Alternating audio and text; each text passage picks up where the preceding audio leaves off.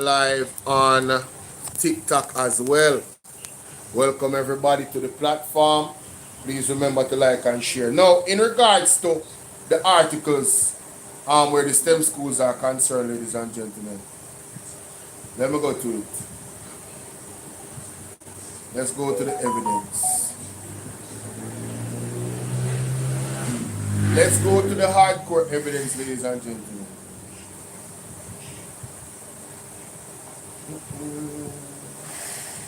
I'm going to scroll up a bit. Hold on. Alright, so here we go. So, there was an article by the Observer. PM still pushing for 6 new STEM schools. This was June 29th, 2021 by Candice Horton, Observer staff reporter Horton. That is the first reference. Then, the second reference is Our Today. There's an article on Our Today with the then Minister of Finance, Nigel Clark, and the then Minister of Education, Favour Williams. This article was November 20th, 2023. The title says, Government secures 4.6 billion loan to fund STEM high school rollout of education management system. You heard what I said? Government secures 4.6 billion, US 30 million at the time.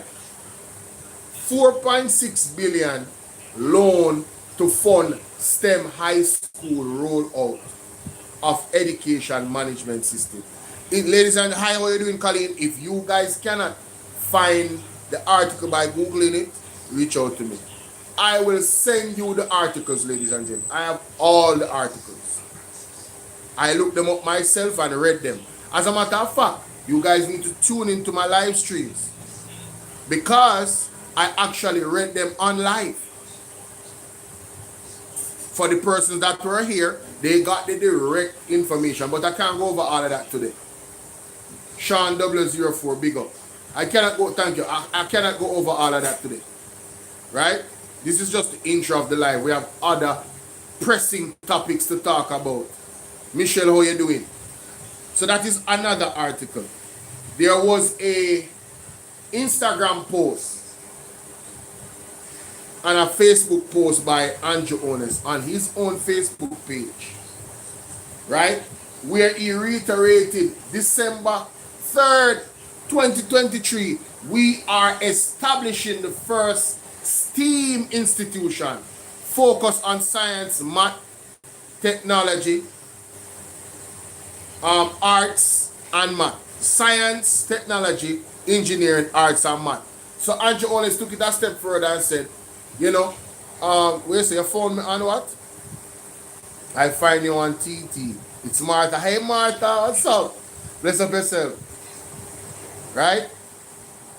So he went further and said, listen, we have Christopher Wagwan, Lorna Big Up. So he said, we have the arts, because you know, Colin Bell and the People's National Party always pushing the arts and how we can utilize the arts for the Jamaican people to make a lot of money off this medium here, content creation. The government does not support us enough, ladies and gentlemen. I can tell you. If they did, they would be advocating to making deals with the United States to lift the ban on Jamaica. Because there's a ban on Jamaica, right? We cannot make the money like the ones that are in the US. Super chat and stuff like that. If you're registered in Jamaica and your YouTube is registered in Jamaica like mine, you don't get super chats. The only thing you make money off is views. That's it.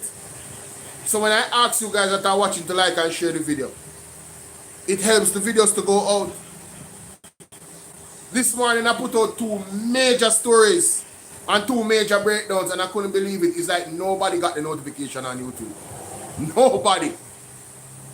one for 7 o'clock and one for 10 a.m. And when I woke up this morning, I could, like, people are just not watching the videos or they are not getting the notifications anymore. But we still persevere and we still go on. But that is the reality. Right? So he said, we are establishing the first team institution. That was on Instagram. You can get it on Facebook as well. That's another reference. December 3rd, 2023. There's also a JIS. JIS. This was August 30th, 2024. Funds being put in place to build 6 STEM schools. Build, you know. Build, you know. Build. These are new buildings that's supposed to be built. Keyword, build. And I'm asking the question, where are the STEM schools? Monies was allocated at 4.6 billion. What is taking so long to start? And then it come out in January 2026 to say to us, oh, you know, one of the problems that is being uttered is that we just don't have enough skilled workers. If you had built the STEM schools, we would have had the skilled workers. That would have been a real legacy. If Andrew Honest's government had built STEM schools, when he said he would do it, they would have had real legacy, generational legacy, ladies and gentlemen, in a positive way. We would have the engineers out here, the doctors in the sciences, all the AIs, building of robots, all of that. You would have opened up Jamaica to a new market of income. And you know, you would have to have sub-level skilled workers. They would be making a lot of money as well, because it's a massive market and we are a very creative bunch of people. So I asked the question, where are the STEM schools? And I believe that the government needs to come out and address it. Because it cannot be that it's 2029 them expect us to wait on the STEM schools that were promised in 2019. It cannot be. It cannot be. Because the China is supposed to help them build 3. And the government is supposed to build 3 more. And not even one of them to build. Come on, man. Come on, people. This is another reference. The Gleaner. Funding being secured for 6 STEM schools. August 30, 2024. So it came in, it's the same. It came in the JIS website, August 30, 2024. And it came in the Gleaner, August 30, 2024. These are all references that back up my argument in asking the questions. Where the STEM school them there? Richard, big up yourself. Where them there? Moving on, ladies and gentlemen. People have come out and criticized, well, persons that claim that they are, PNP. Claim that they are PNP. Honestly, sometimes I question it. I'm not even going to lie to you. They have a constant attack on the PNP, which I believe is really, really misguided. Because the conversation cannot be the PNP when the Auditor General report is coming out the way it is. I think we have messed up. Or, do you guys watch the movies like, we call it, oh my God, Transformers, right? You remember when Megatron was landing on Earth and them said his GPS system got messed up and he crashed in the ice? Well, some of the PNP supporters them on the GPS system in a criticism, off, It is off, ladies and gentlemen. I've been very frank about it because I've said it on many other platforms. On the GPS system off. If you guys are watching Parliament, what is the purpose of the People's National Party? As an opposition, what is the purpose? To highlight situations. That is their purpose. Their purpose is not to lead protest. Thank you very much for the heart. When Andrew Holness was in power, was in opposition, I'm going to play something that he said and play what he said was his responsibility as the opposition, and tell me if this is not the same thing that the People's National Party is doing. I'm tired of it, man. Stop focusing on the PNP. They are not the one running the country. Focus on who is running the country and stop trying to throw them under the bus and switching the actual conversation from where it needs to be. I'm not going to call anybody a sellout, but you guys are very much misguided. You guys are misguided. Anybody that is doing that is misguided. You understand? This is one of the first things he said. I am just doing my job. To this.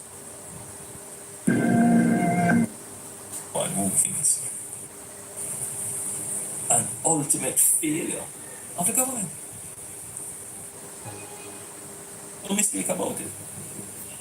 You know, from our perspective, the law gives the minister a duty to supervise, oversee, and regulate the petroleum industry. There is a failure in that. Mm-hmm. So I am not apologizing to anyone who thinks that in doing my job I'm politicizing. Of course, it is a political matter. Mm-hmm. And, you know, one must also make the point. As it was in healthcare, we too face certain crises. We too face threats. But the Jamaica Labour Party political administration of the government did not have the results as the PNP had with Chick V and other threats and their babies. Why is it that these things happen under the PNP administration and not under the Jamaica Labour? You can't say that 24 babies dead in a 24 days in a one hospital. Why is it those things are happening under a JLP administration? Want to remember this? Party administration. Because a different political administration. We have two different political views on how things should be managed. The little things that makes a difference. Yes. When you clean the drains. So I'm not going to make any... Yeah, Bobby man think you are talking about when you clean the drain. And we see what happened just before Hurricane Melissa. All of the things that them saying, man, they might eat them words, you know, ladies and gentlemen. We want them to go back and listen to these nonsense of them man when they're talking, as if them be there on a pedestal of standard of governance, you know, and they knew what they needed to do. And now them in the position and not doing it. The drains them was compromised. Melissa did it in Kingston and see what happened. The whole country with a lockdown. Port to port. Apologies are giving any succor to those people who would want to see the Labour Party keep quiet on important issues, political though they may be, but they do impact upon the quality of life that people live. So you see the hypocrisy of the Jamaica Labour Party.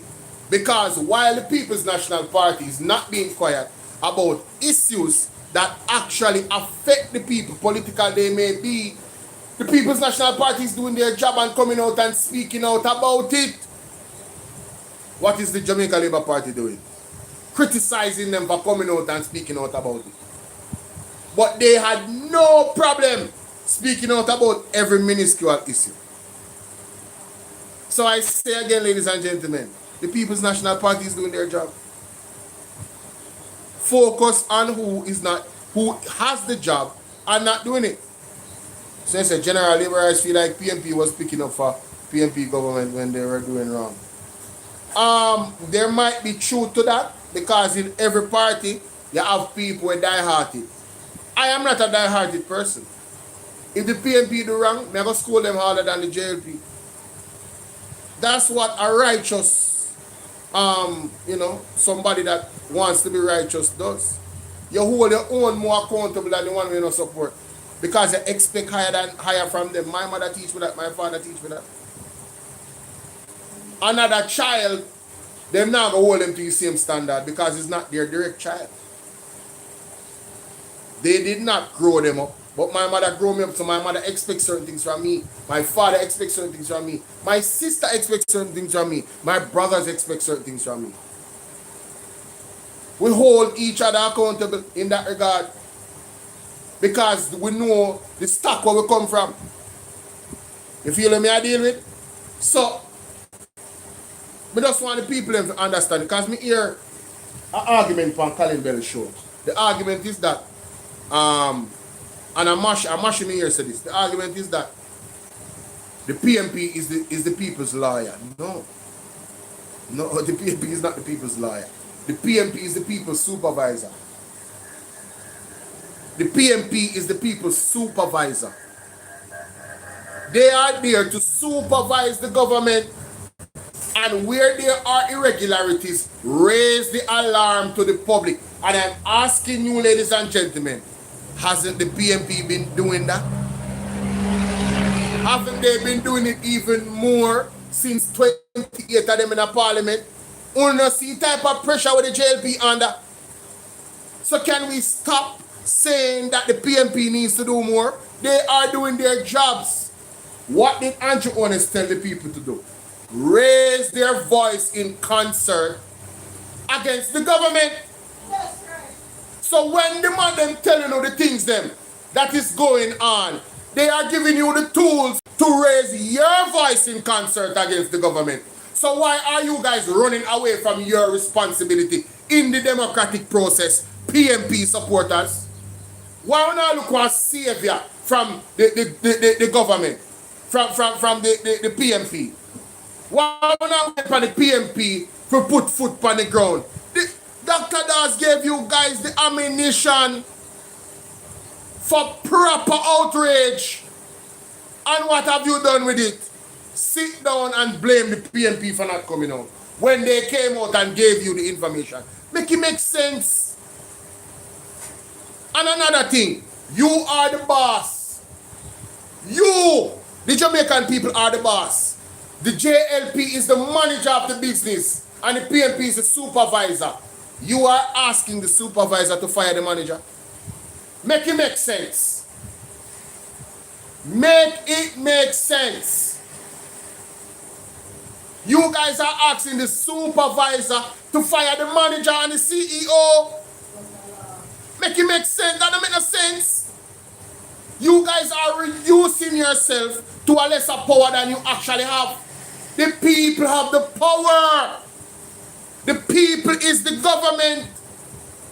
They are called government representatives for a reason. So if they're not representing well, we supposed to say, to away with you. Christopher Tufton should resign immediately from the pressures of the people on the ground that are suffering. That is how it's supposed to go, ladies and gentlemen. People want to talk about the PMP using their platforms and social media. Granted. But I've seen them use it. I've seen them use it. Perfect example is what happened with Mr. Dr. Alfred Das. Where are my moderators? I'm not tolerating no labrat over here now. Right? Perfect example is Mr. Das coming out with a series of information, right? Factual information that shows the erosion not only in the UHWI but in the entire Ministry of Health. And we saw the CRC, the CRH nurses run out, rats on the floor, resuscitating people on the floor, not enough beds, not enough chairs. What are you, the Jamaican people, waiting on to raise your voice in concert against the government, the corrupt government? That's what Andrew Wallace asked you to do when he was in opposition, and now he's the government and his government is corrupt. Won't now wait pan. The Labour right them did raise their voice, you know?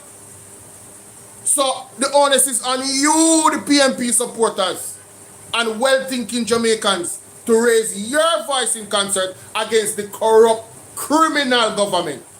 And they are criminals. A whole heap of criminal activity are going on under their watch. Whole heap of criminal activity. Gag order government. No transparency. No accountability. No proper procurement. No documentation about things that were given, the fertilizers from Morocco. Oh no, they can't show one piece of paper and say, the thing went to the intended people, you know, where it's supposed to go to, you know. Millions and millions of dollars of fertilizer. Floyd Green. Mr. No Movement Day. Criminal. Breaking the laws of the COVID-19 rules. And never got charged for it. Why? Because we had a DPP that appeared to be severely compromised. You see how the DPP are? You see how much people get locked up? You see how much court cases are pushed forward? One by one they'll be going to jail, ladies and gentlemen. One by one they'll be going to jail. God not sleep. It can't continue. This is the year of reckoning. They must go away.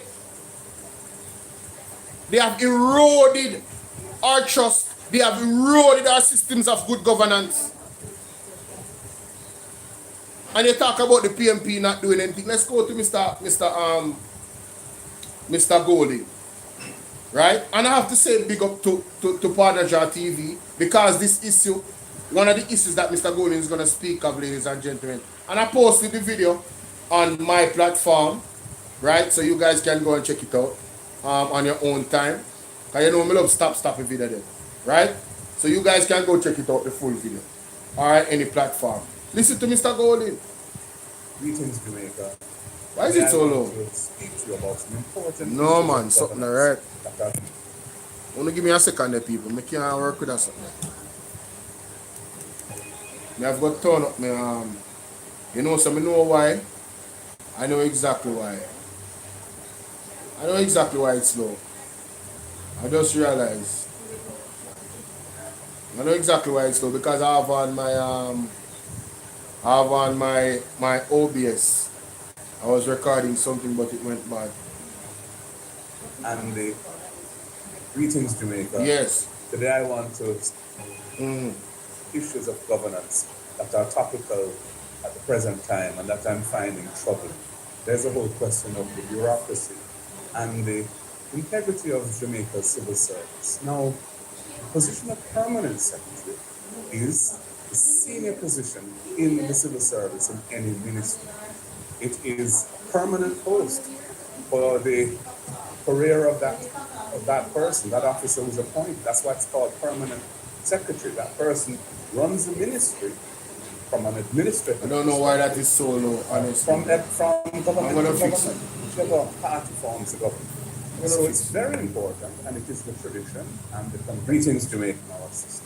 Yeah, this one is a bit low. Today I want to speak Yes. to you about some important This is a bit issues of lower. governance that Hi, are Ronice. topical at the Karen, present what's up? time and that I'm finding troubling.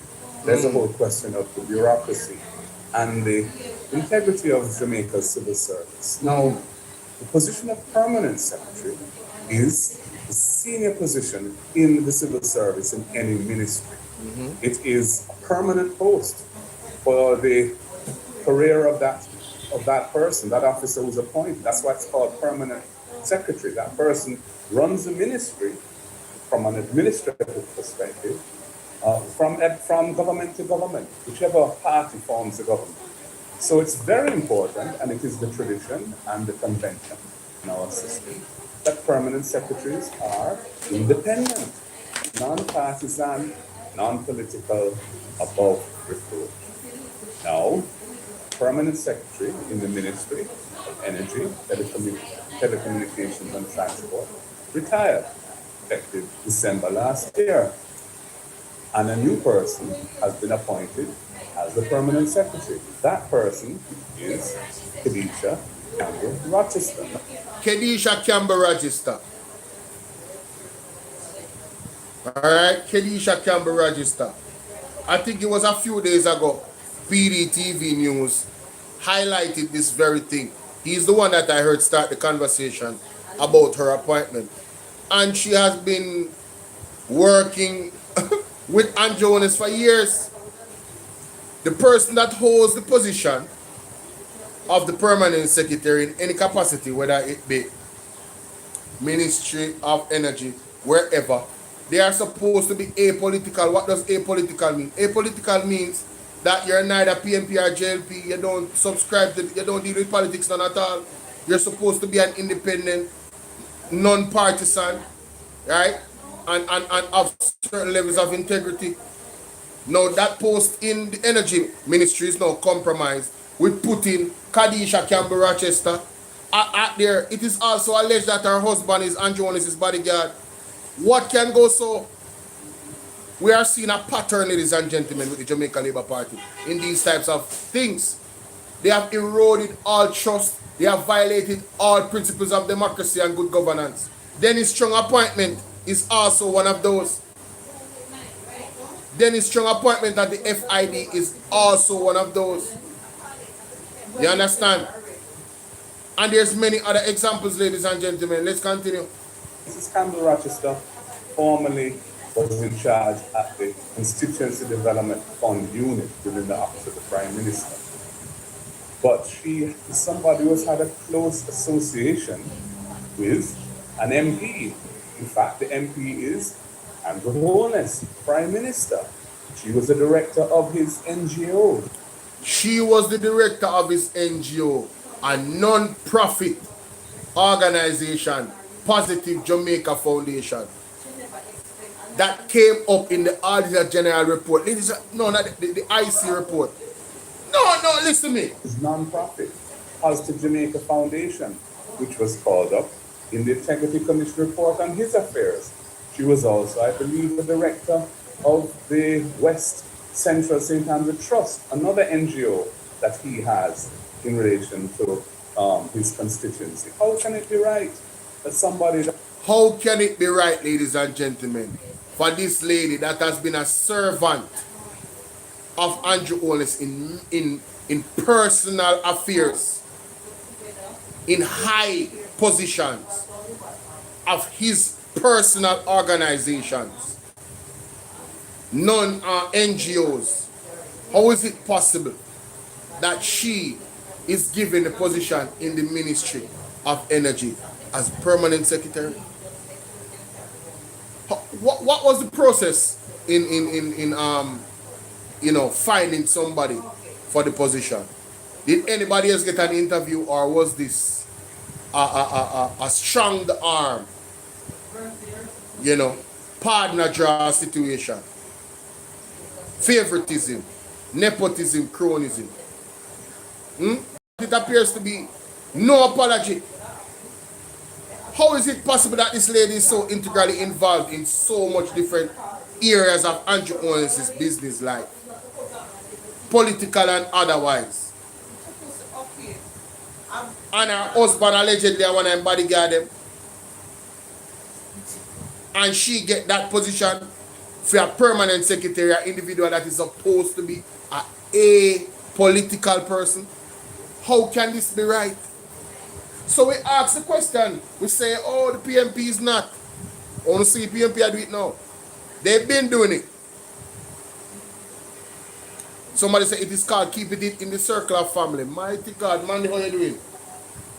Mandy, how are you? That is so closely involved in the governance of the arrangements, or was so closely involved in the governance of the arrangements for somebody's constituency, being appointed a permanent secretary in the civil service. So she was involved, ladies and gentlemen, in Andrew Holness's constituency, which is a political position. She supported and facilitated him in gaining his win. She was a part of the team. This cannot be right. Right? Cannot be right. And we know that they're barefaced. We know the government is barefaced. Because you guys have created a monster. You people of Jamaica that voted for these people. You who took the money. I was listening to Perry last night. Big up Perry in Christ. And he spoke about some personal confessions that people made in his own constituency. People that he knew personally. They said, boy, one of them said, boy, Perry, you know me not in a JLP, no man, but the money did sweet. They took money. The JLP bought votes. This is not a if now, but now, maybe it's all over the street. They bought vote, a whole heap of vote buying going, ladies and gentlemen. People now hide and talk. Them a talk brawling.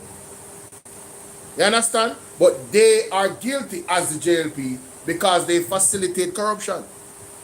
They facilitate a country that is, how you doing, Winnie mate? They facilitate a country that is, the foundation of it is corruption. One friend of mine that's a JLP tell me, say, oh, a drugs run the world.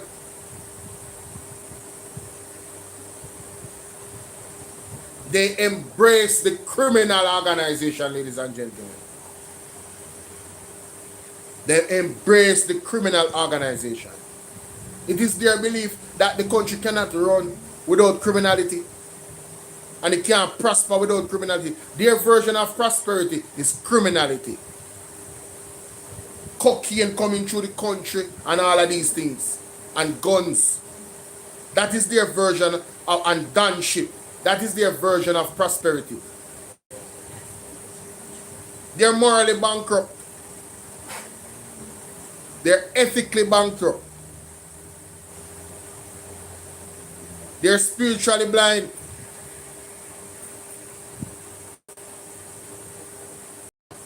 So at the end of the day, it doesn't matter what the PMP does. It doesn't matter if they come and ask and start a protest.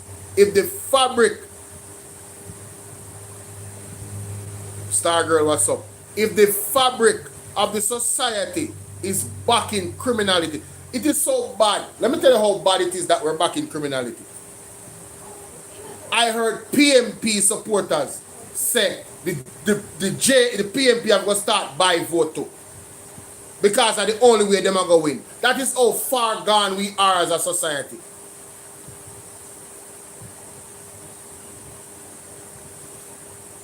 They keep calling on the PMP to operate in the manner of the JLP.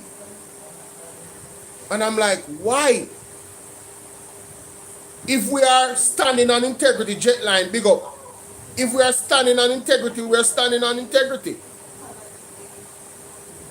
Nobody said it will be easy. It's not easy to be disciplined.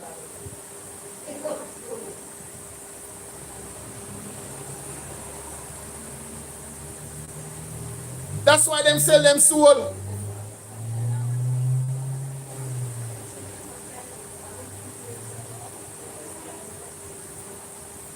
That's why them sell them soul.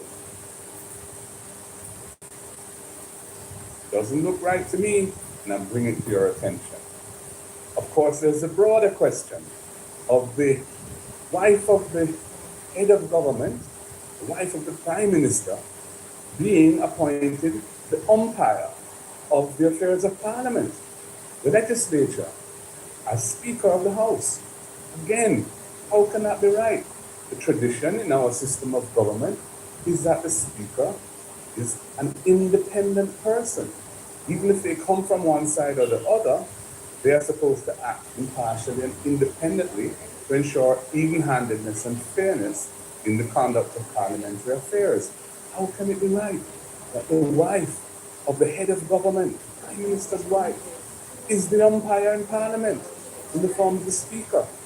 We objected to this strongly when the decision was announced that he was going to be reappointed Speaker after the last election. Despite our objections, the appointment went ahead. Again, doesn't look right. It isn't really consistent with the way in which the Westminster system of democracy, which is what we adhere to, ought to function. The last point I want to address is this JPS $150 million loan. Now, we, all of us, want to see electricity restored to all Jamaicans as quickly as possible. Listen to this. And I express my sympathies to anyone who is still without electricity. We had raised the question because the minister came to Parliament in December and said that the funding required to restore the grid was $350 million US at least. And yet the amount of money that the government was going to provide was $150 million. Now remember, the government's a 20% shareholder in JPS. The other 80% is owned by two overseas companies, Marubeni of Japan, East West Power, South Korea. They weren't putting any money up for the restoration because the minister had given a notice earlier in 2025 saying that their license was coming to an end and wouldn't be renewed in 2027. So they didn't have any security that they would still be in charge of Jamaica's electricity grid come 2027, and they weren't going to put up any money without any security. So the government was putting up money far beyond its 20%, but still at least $200 million less than the minister told us was needed to fix the grid. We asked him, how is it a good idea to put some funding in without knowing how the necessary amount would be reached and obtained?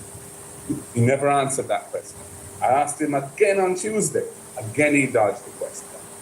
I'm saying a matter as fundamental as this, where government resources, which is really a proceeds of the catastrophe bond, 150 million, has been lent to company JPS that Jamaica owns 20% of, in a scenario where we're told that the necessary resources to do the job is 350 million. So it's not even half of what's required. How is it a good idea to proceed without explaining how you're going to finance the full restoration project? Who is not going to have their life restored because the money can't stretch to what is needed? These questions have never been answered, despite how important this issue is to Jamaica at this time. Again, not good governance, people. We need to be vigilant. We need to stay on our toes because things are going in a direction that suggests that we have concerns that we must be vigilant about. Over to you. So, Mark Golden is raising the alarm on three key issues.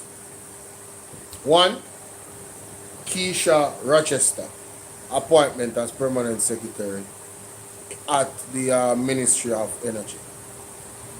Two, the reappointment of the Speaker of the House, Andrew and his wife. Although the objection, the clear objection of the People's National Party. This is a do what they want government to know.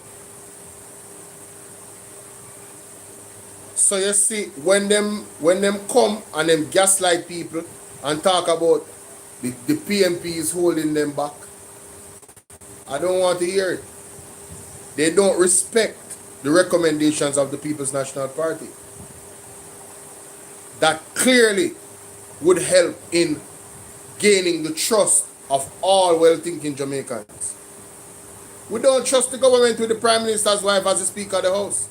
You guys notice how differently the House is running since she's not there? Turning off people's mics. If we were to choose between the two devils, because, right? The two evils, then he's the lesser evil. She's the ultimate evil. Who remember before Hurricane Melissa, when key questions were being asked in the House of Parliament in regards to the drains, in regards to contractors getting their money, and the reason why certain things are not being done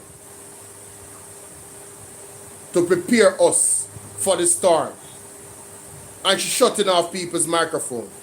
Because the truth, ladies and gentlemen, was compromising the lies that his government, her government, was telling about their performances. And so she's not in the seat as Speaker of the House in the capacity to serve us, the people of Jamaica. She's there to serve the interests of the party, maintaining its power so they can control the narrative. The point of the matter is, ladies and gentlemen, Andre, big up yourself. The point of the matter is, the People's National Party had an uphill task from they had 14 members in the parliament. It is now strengthened with 28. The uphill task is still an uphill task. They are not the government. We are the boss. They are the supervisors we hired to supervise the Jamaica Labour Party. And they're doing an excellent job supervising it. Some of you might not watch the Senate. Some of you might not watch the Parliament. So you do not know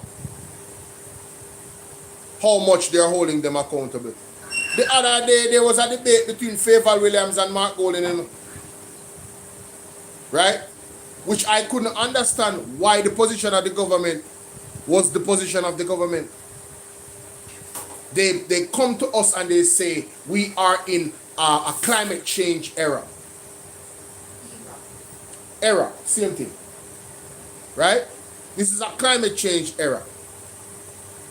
Where we have these monster storms and it's coming more and more and all like that. Mark Golding came up and said, well, why are you putting a cap on the amount of money we take from the budget every year to help us to recover from these potential monsters? Why would you do that? Didn't you see what happened with Hurricane Melissa and it just grazed us? I mean Hurricane Beryl and it just grazed us?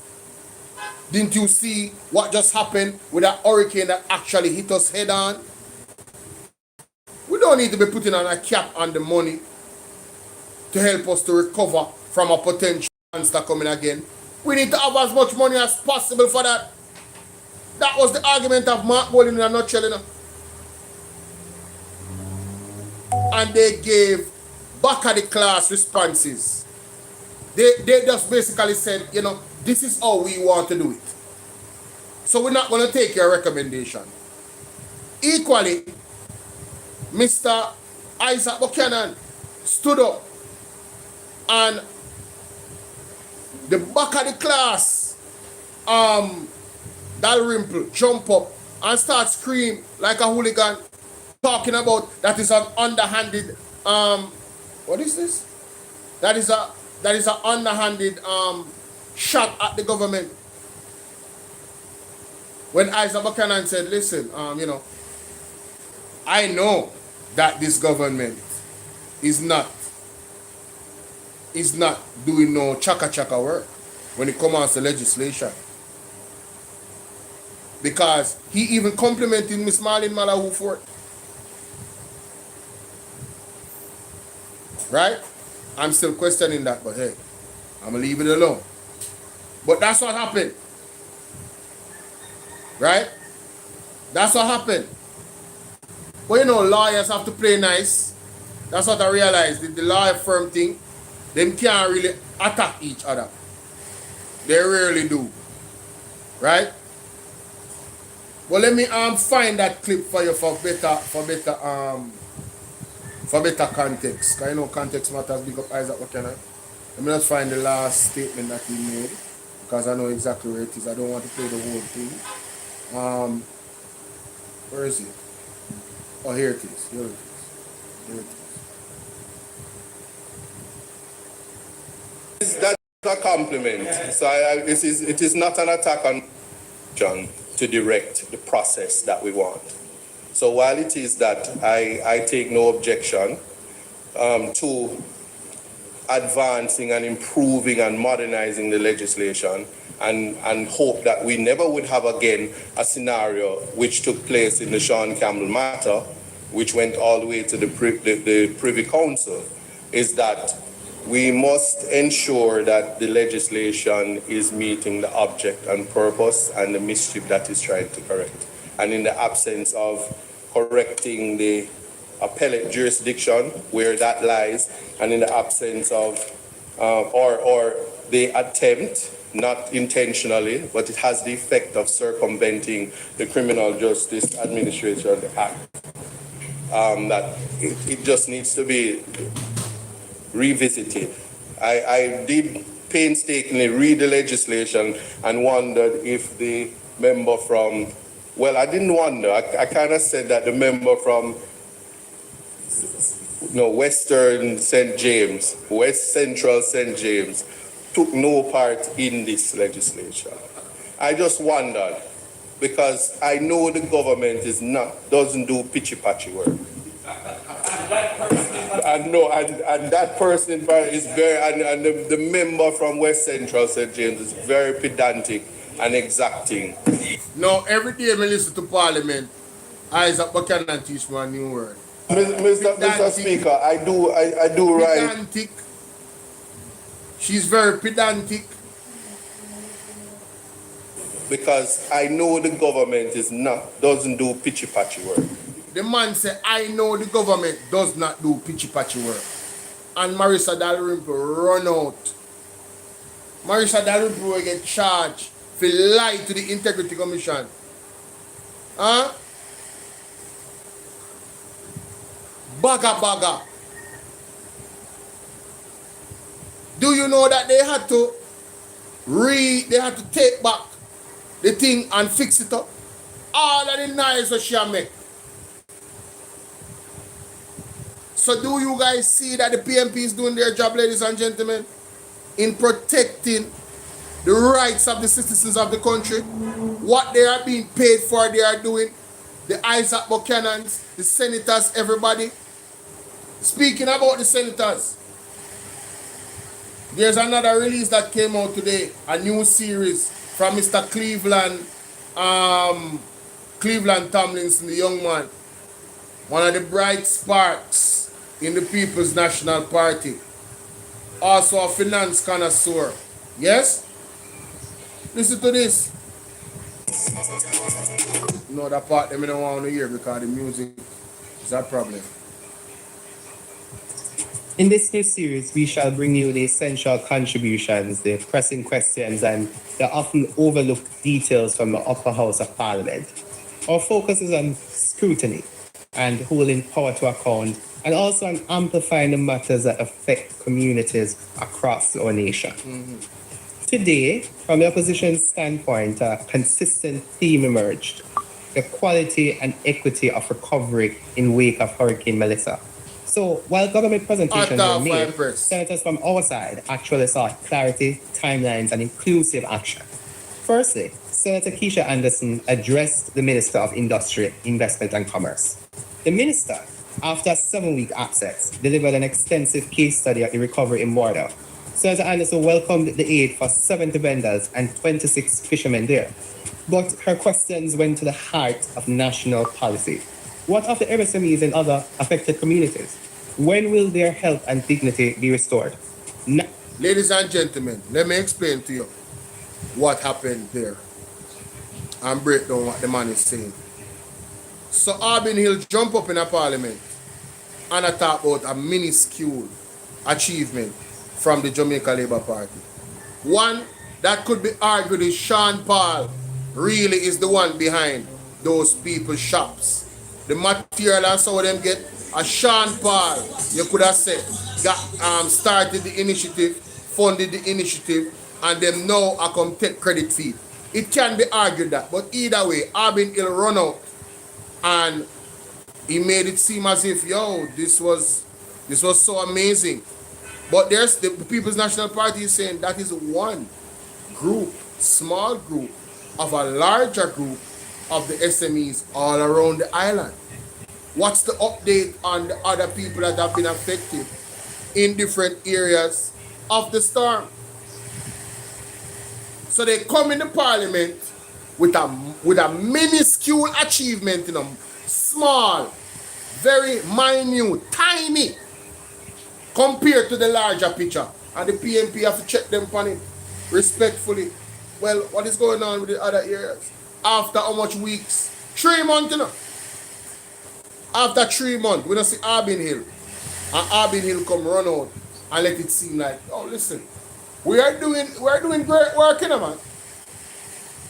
And then when he was asked for a timeline as to when certain things were supposed to be put out there that he was talking about in terms of accountability, he told us, no, we can't give you a timeline. We will do it soon. This is we are establishing government, It's them are going to do it, government, It's never that it's done, It's breaking ground, it's on its way, but it's never done. That is this government. These are the promised government, but not fulfilled government. This is a so-called making commitment government, but never fulfilling their commitment government. This is the government we actually tell you, say, baby, I am with you for life, but them have 6 side chick. You hear what I said? This is the reactive government. It's like how my video gone viral now on TikTok and everybody are talk about it, about the STEM school them. I bet you only hear them say something about the STEM school them. I bet you see them run out. Because everybody is really wondering, but no. Honestly, you said 6 years, 2019, 2020, 2021, 2022, 2023, 2024, 2025. 2025 done, where's STEM school ended? Where is the STEM schools? And then coming to tell us that, oh, you know, we don't have enough workers. We don't have enough skilled workers. Duh! You never build a STEM school then, brother. You never, where's the Chinese money? Where you say the Chinese then wanna help you to build 3 STEM school and you wanna go build 3 as a government. Making 6. Where is it? Wagwan Royal Empire, where is it? So this government is the reactive government, is the promise government, is the lack of making commitment government. Like I said, it's the government where tell us, say, baby, I love you and I don't want anybody else. But them have 10 side chick. And if I was to look it from a man perspective, this is the type of government that is a female that give you 10 jacket. Lily white baby a come out and you want somebody from Sudan. You want somebody from Congo. And one white pitney with blue eye come out and she tell us you fear pitney. And that is this government. Wicked. Zenik, big up yourself. Zenik, big up. Of registered businesses Wicked are man. MSMEs. The situation she Mickey argued would be Wagwan. the same in all storm-affected areas. She called, in essence, for, again, a confirmed fee waiver for a year, demanded an update on DBJ's funding, and asked what dialogue has been had with key stakeholder groups, such as the MSME Alliance and the Small Business Association, and also the local chambers of commerce. Her closing statement was unequivocal. MSMEs Debs. are the lifeline of communities. When they fail, communities die. Minister Hill, today is 7 weeks since the 5th of December. At that point, we had dialogue and video on board, and don't get me wrong, I am very happy for the 70 vendors, 26 fishermen and their families have benefited from what has been done in Border. I guess my disappointment is that Border seems to be a very good case study of what can be done, but I wonder about the many other areas like that in the communities that were hard hit. Okay, and I really wonder if they are feeling that their dignity has been restored in this time period. And if I look wider, I think of the MSMEs as a whole across the communities that were hard hit. As I had said back in December, that the MSMEs, the small businesses, hairdressers or shopkeepers, are the lifeline of any community, and if they die, then the community dies. Continuing on post-Melis. You see that the PMP is standing up for the people that need them to advocate on their behalf in pushing the government to actually act with alacrity. Yeah, the 70 vendors, them were glad about that, but what about the hundreds and thousands more individuals that have not Wagwan Gather and Godson? What about the hundreds and thousands of other individuals that are suffering? When are their dignity is going to be restored? What is the timeline? They should wait what? 3 more months? Several more weeks? Thank you, Chantel. Bless up yourself, Anthony. So the People's National Party is doing their job. All of them. This is an example. Senator Lambert Brown raised a critical concern regarding Border. He sought a definitive timeline for the construction of a protective facility to safeguard the area from the sea. He reminded the Senate that similar promises were made in 2007. So while welcoming current efforts, he demanded more than just the vague assurances that we have been getting from the administration. Furthermore, Senator Brown emphasized the need for a non-partisan approach to national recovery. He urged the government to move away from what he termed the my administration language. He also posed a direct question. Was the opposition spokesperson on agriculture and member of parliament for Eastern Westmoreland invited to recent relief efforts in border? But part of the reason why it's named border is that it borders southwest St. Elizabeth and eastern Westmoreland. And in the national recovery, it's important that we show a bipartisan approach, a national rather than a my administration approach. And so I want to ask, was the member of parliament for Eastern Westmoreland and the spokesperson for the opposition on agriculture, Dr. Dayton Campbell, invited to this function? As a community. So, yes, Dr. Dayton Campbell was invited. That's what he said, but he did not show it. But the core of it is, ladies and gentlemen, there are promises made by the administration and are not fulfilled, and we can track them back. And Lambert Brown highlighted that as well. One of the other things that Mr. Cleveland Tomlinson said is that this rhetoric that always comes out of the Jamaica Labour Party's mouth, especially when the Prime Minister is speaking, they always like to talk about my administration. They are constantly campaigning, you know? So I don't tolerate no Labrat coming on my platform telling me I must come off our Prime Minister's name. He is constantly campaigning, and he's campaigning off of disinformation and misinformation, right? And exaggerated claims, right? Talking about the economy grew this amount and all that nonsense. So we are, as long as he's lying, we're going to be speaking. And them said, when this man open his mouth, the only time him not lie when he not open his mouth. So do the maths. So we always are going to speak. Febby, big up yourself. Between two constituencies. You understand? He argued for inclusive representation moving forward. And this is essential if we are to have a very good recovery process.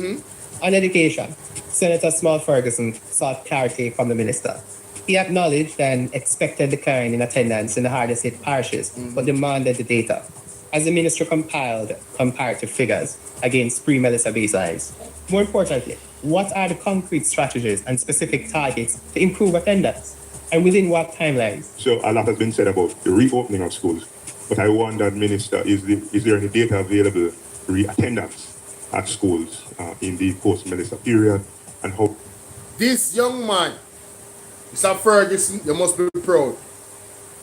Dr. Ferguson, you must be proud, sir. Same one of them fire from minister as Minister of Health, because Andrew only said that hear the dead baby them, but he never hear the one them down at Jubilee Hospital and at Christopher Tufton. But I digress. Mr. Ferguson, you should be very proud, sir. This young man asked the best question out of all of the PMP. His question was the best, one of the best questions asked. Yes, school is opening, but what about the attendance? How does the numbers look like? What does the numbers look like? Because to be frank, ladies and gentlemen, when you think about it, people are displaced, them not have no house. These same people have children. Do you think that's going to affect their child going to school? Them not have money. They're not on a job. So opening up school and not fixing the same SMEs problem them. You have people work from home and need electricity. The hairdresser them and all them people. It's going to affect the children attendance in school. Is the government willing to pay to house the children them? So, I mean, there's so many questions. There's so many questions, ladies and gentlemen. So when I hear them highlighting and gaslighting, saying them open schools, at what capacity? There was a report about a teacher that is sleeping in a school. That was a question that was asked by Miss what's her name? Oh my goodness. Hold on, people. What's your name again? Let me see. What's your name again? I miss it in a man. Oh, I don't remember her name, but she came up and she asked about she got report from a teacher that is sleeping at a school, don't have any house for herself, but the roof needs fixing. And she is told that the school must open and she must fix the roof. School must open this day. You know what school the man have tarpaulin over it? So every time you hear the Jamaica Labour Party come out and praise themselves about something, context matters, ladies and gentlemen. You have to get the finer details about it. Yo, these people can paint a pig, make a pig look like a beauty queen. But if you don't realize your makeup, wash off your makeup and see what happens to you. You're going to see the harsh reality. You heard what I said? That is this government. That is their strategy. And you must keep, what did Mark Golding say? Keep vigilant. Worrying trends, ladies and gentlemen. Worrying trends. We have to keep our eye on the FID because members say Dennis Strong is still the chairman, coming out talking about he's not involved in the Prime Minister's investigation. We have to believe that. We don't trust the FID. We don't trust the FID as long as Dennis Strong is in there. We don't trust nothing. And that's a code. And me go to court and argue why we not trust them. And no judge can disagree with me. None. No well-thinking judge can disagree with me as to why we don't trust the FID. Re-attendance at schools in the post-Melissa period and how that compares to what the baseline will have been prior to Melissa. The second question is, naturally I'm anticipating that there's a difference in attendance, right, particularly in the most affected parishes. What are the specific initiatives that the ministry is pursuing in relation to improving attendance numbers, and what kind of targets have been set, re-attendance and over what time? You hear that? So not only he's asking for the specifics, data. Data, if you're not data driven, you're not solution driven. Does the ministry know? And I'm sure they don't. I am positive they don't. Because they haven't even collected all the data for the people and the assessment for people's houses here. A crying shame. A crying shame. 3 months later, over 3 months, people still haven't been assessed. Right? But they act as if they are the standard bearer. So anyway, find out how much children is going to school now compared to before. Obviously, attendance is going to drop. But if you don't know the data, you cannot come up with a proper solution. So he's asking, what is the government doing in terms of seeking solutions to fill the obvious gap that is going to be there? Once you know the amount, you can gauge how big of a budget you're going to need to facilitate a plan. You understand what I deal with? So, that is forward thinking. Those two questions were actually daggers to the heart of the Jamaica Labour Party.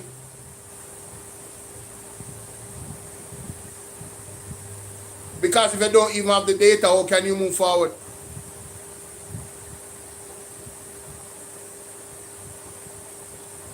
How can you move forward, ladies and gentlemen? You see the data that the government needed. You see the first month, them should have done collect data already. The first month after the storm, they should have finished collecting data. They should have put money behind paying people to go out there to collect the proper data with proper supervision from the Ministry of Labour. This was a time to have all hands on deck. Just like how the PMP suggested. And all hands on deck with proper oversight. So we won't have non-partisan practices or partisan practices. We'll have equity, right? And good standard in terms of helping the people who need the help.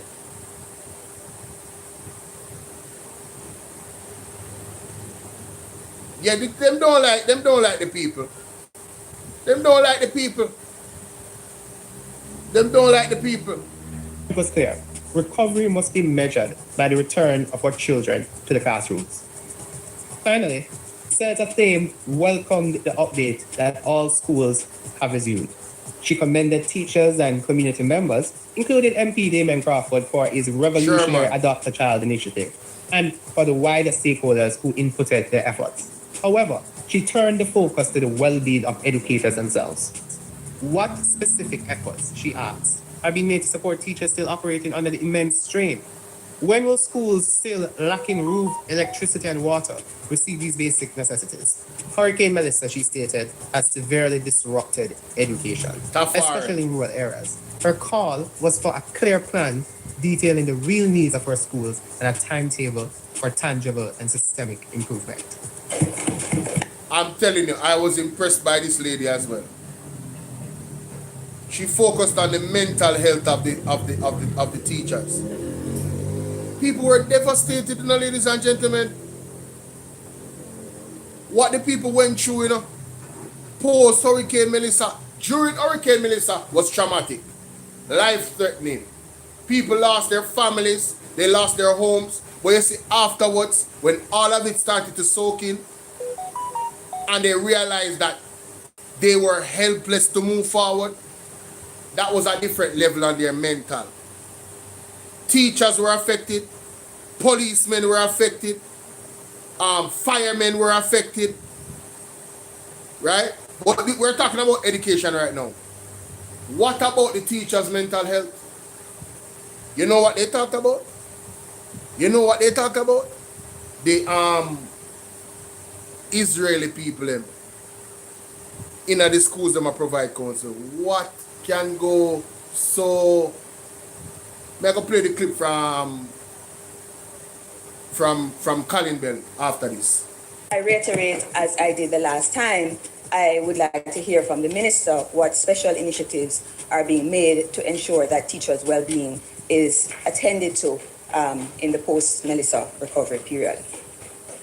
While I am happy about the return to the classroom, I am also especially interested in not just the return, but also what is the quality of return. In that regard, I would want to hear more about what exactly it looks like for children to be in school at this time. When should we expect that they have roofs over their heads, that they have water, that they have electricity, and that the conditions are more ideal? And in addition to that, what exactly do the conditions look like on the ground?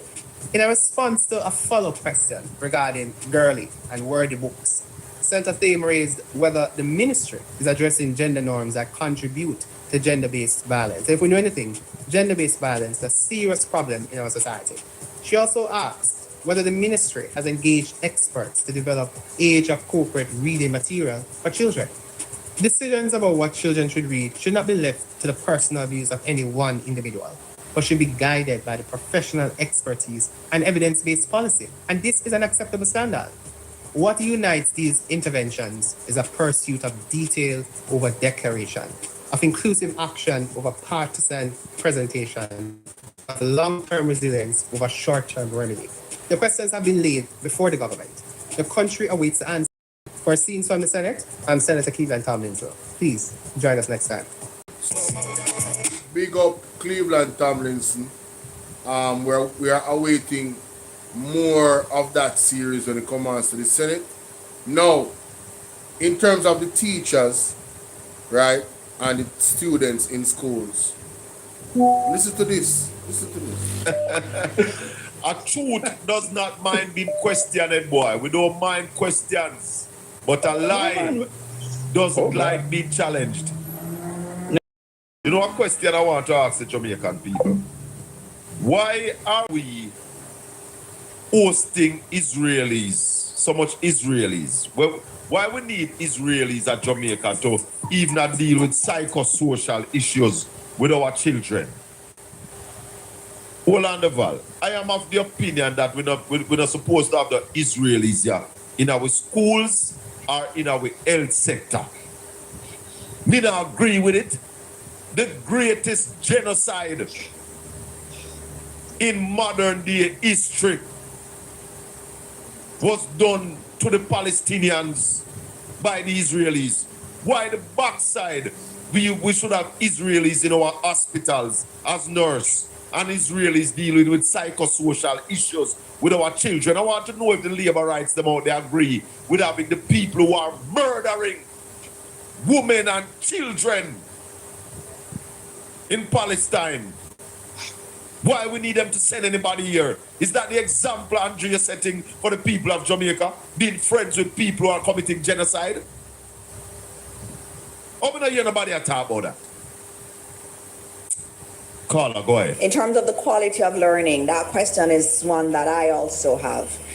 It's not perfect. So support across the ministry. And some of it is virtual and some of it is face-to-face. And so our guidance counseling team has been supported by 36 private clinicians across the island. So we have a program in the ministry where we pay private psychologists and psychiatrists. And so they've been helping us to deliver the psychosocial support. And I know there's someone here, and if you give me a chance, I'll give you the name of someone who is here and visiting. And I'll give you that soon. And it's Maya Yairi, who is here from Israel, and she's here with her group.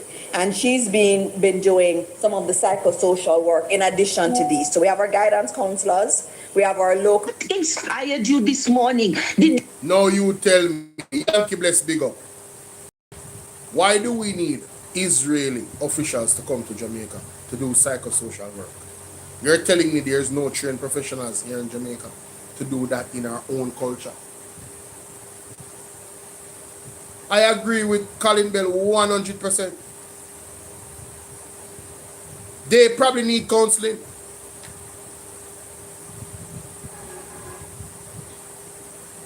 They probably need counseling. More knockings, man. As a talk about scamming, you know, somebody does get one next update. You just get an update, you know.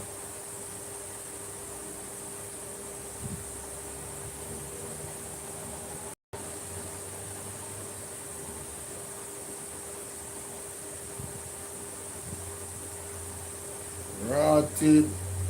But now I'm gonna say everything, but a report came out, ladies and gentlemen.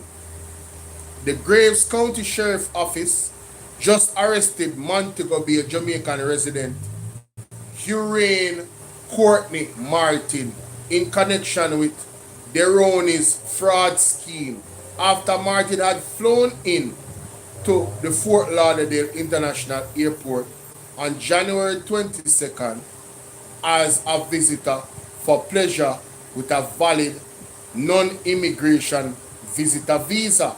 Martin had an active arrest warrant as he was found to have had account. No, we need to find this a story here. We need the full story.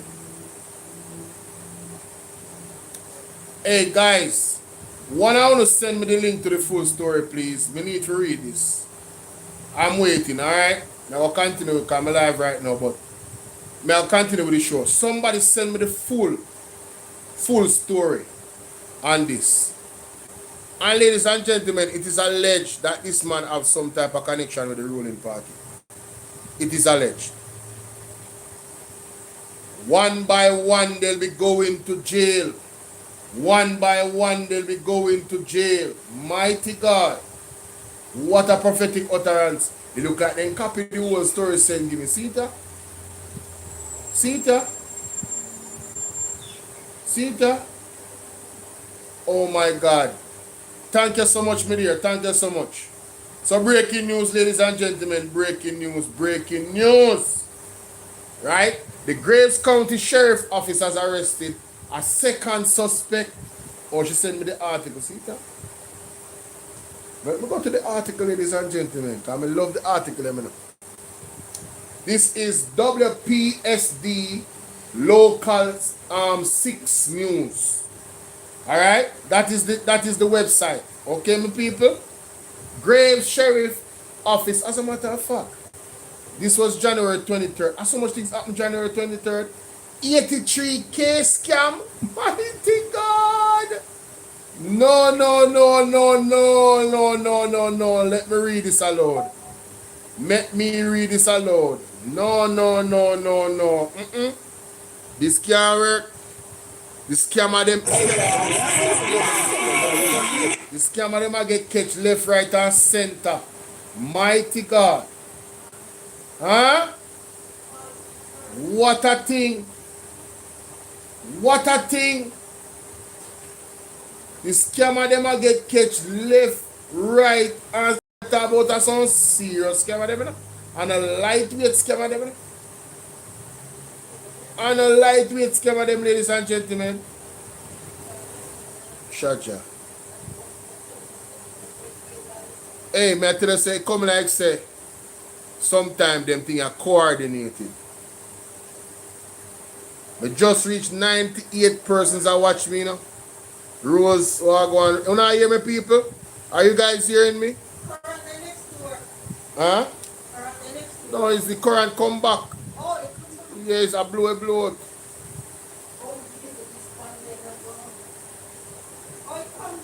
You guys can hear me? Oh my God. You guys can hear me? Oh my God. Can you guys hear me? Sorry about that, guys. TikTok, can you hear me? Can you hear me, guys? Can you hear me? Yes, Empress, big up yourself. Blossom, big up. Man, listen. See there? Oh. Can you guys hear me now? Over here, so. On Bolo VNR clips. TikTok, so they can't hear me. Bolo VNR 2.0, so they can't hear me. For the people on Bolo VNR clips, can you hear me? The light went out. Rupert, pick up yourself. The light, you know when the light just boop and go out and then come back? Yeah, man, at that point. I couldn't control that, really. That's beyond my control.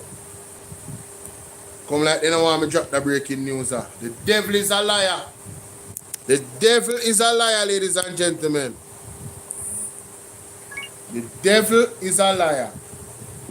One suspect, Urane Courtney Martin, a Jamaican citizen, arrived January 22nd at Fort Lauderdale International Airport from Montego Bay, Jamaica. He reportedly applied for admission into the U.S. as a visitor for pleasure and present customs and border officers with a valid non-immigrant visitor's visa. An inspection found an active arrest warrant for Martin for Graves County. When I hear this, ladies and gentlemen, who are hearing this? Martin is the account holder of the account in which the victims deposited the funds. Mighty God.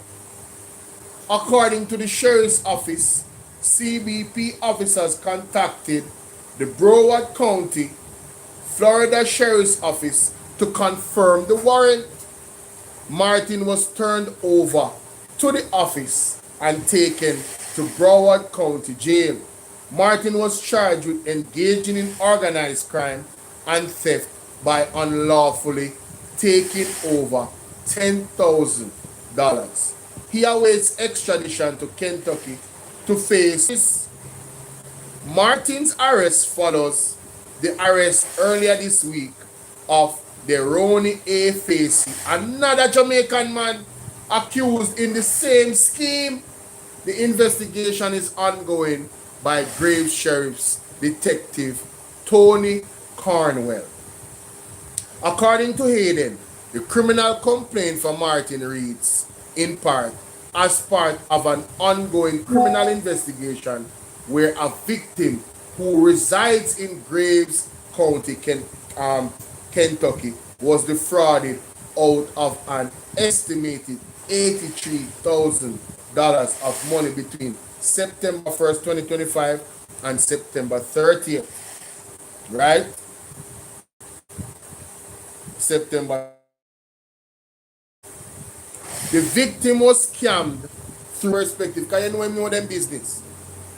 Bangarang, bangarang, bangarang, bangarang. Jesus. One by one they'll be going to jail. One by one they'll be going to jail. I can't say more about the politician, because if I do, you guys are going to figure out who it is. Yes? I can't say more, ladies and gentlemen. I am being tight-lipped. I will not be a fridge. I will not be a fridge, ladies and gentlemen. I'm going to leave that up to Andre Stevens tonight on Padaja TV. My goodness, what a tangled web we weave. What a tangled web we weave. Like I shared the video, ladies and gentlemen. Mighty God. Mighty God. Let me upload this reaction right now, man. Let me upload this reaction right now, ladies and gentlemen, because and then I go to the other things that I want to highlight. No, sir. Jamaica is not a real place. What an absolute disgrace. What an absolute disgrace. The Jamaica Labour Party just baga. Them name always are caught up in some type of high levels of criminality or associated with some high levels of, and we shouldn't be surprised, you know, from the shower posse days, it is the same MO. It is the same MO from the days of Siaga.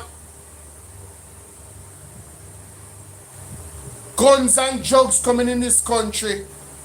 It is the same MO. No wonder what if people say they're afraid.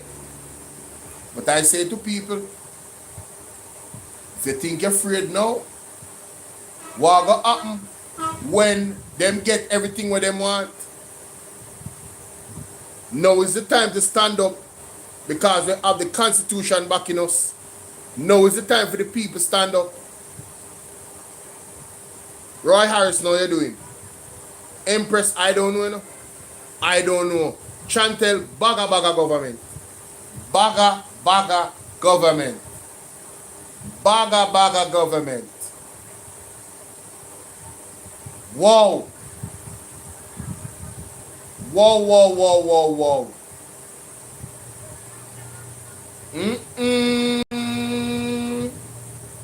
Jesus. This bad, man. It's really bad. No lies told. Give me a second, ladies and gentlemen, because I have two other important things that I have to share. You know, I want to shout out the cleaner. Cleaner, big up on yourself. You know, say, me did hard for you, but on the website and fix it. So that make me so happy. On the fix on the website, for the most part, things are running smooth, right? But outside of that, you guys put out an article yesterday, and I'm telling you, the article could not be more on point. From the editorial, you know, the article could not be more on point as to what is happening with the UHWI. You understand? So there's two things I'm gonna do. I should have done this from last night, but you know, please forgive me, guys. Listen. You guys, you know, trust me. It's rough, you know. It's rough. It's rough. Just bear with me, guys. Just bear with me. It's rough.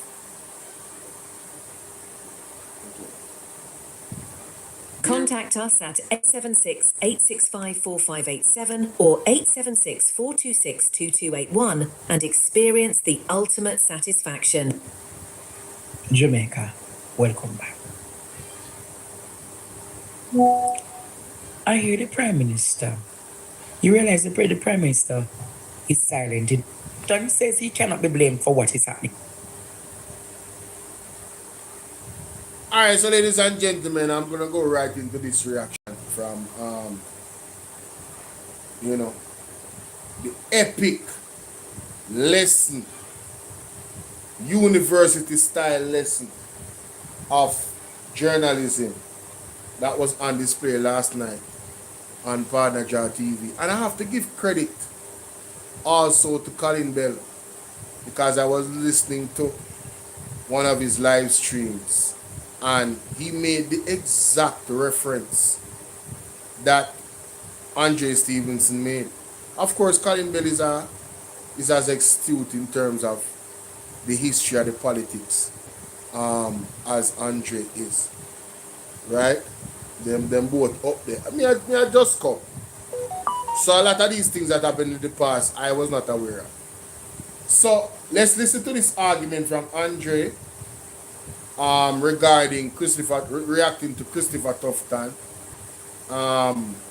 statement he made after finally, after how long, 1 whole week, this is what Christopher Tufton came out and said. Unbelievable, my people.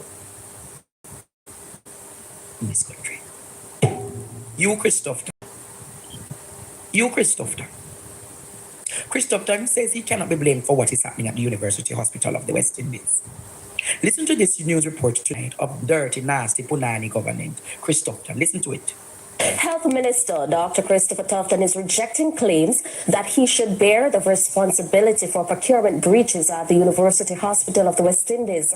Dr. Tufton says blame rests squarely with those who deal with procurements at the health facility.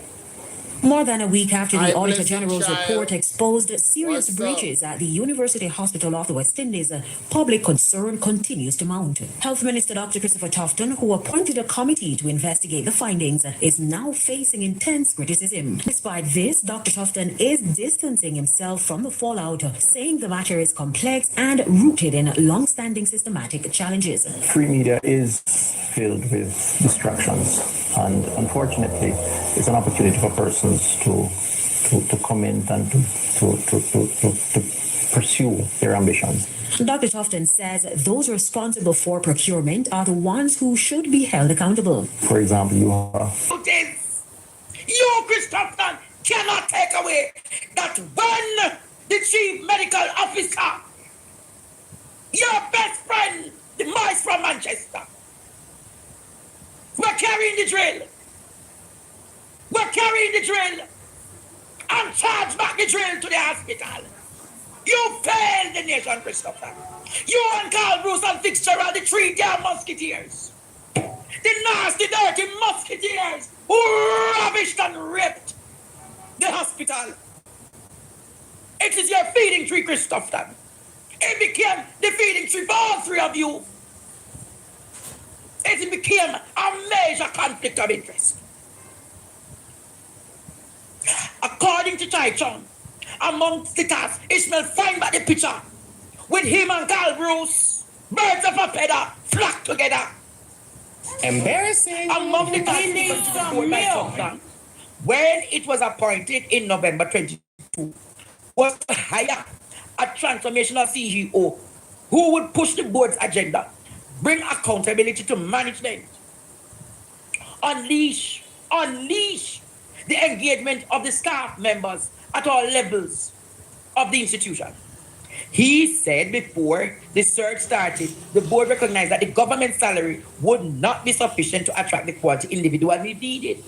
And it sought to receive permission to have the private sector top up the salary of the selected CEO. The board unanimously approved contracting a professional recruiting company to conduct a CEO search. This is what the board did. And selection that would have to stand the scrutiny of the audit. Put up by the document, Ishmael. The recruiting professional has worked for many of the largest companies in Jamaica and the government of Jamaica, and they are accustomed to meet the recruitment rules and demanding transparency and documentation, Tai Chung said. I met with the minister who disagreed with the board decision and expressed his wish for the acting CEO not to be removed and for the CEO search to be restarted. Send me the receipt. I awaited his decision to overturn Did the you board screenshot decision it? to Send me move the forward, receipt. after which I respectfully tendered my resignation. He did not want Jamaica. He did not want Fitzgerald Mitchell to be removed. Mighty God, we need a divine intervention. We're tired of labor rights.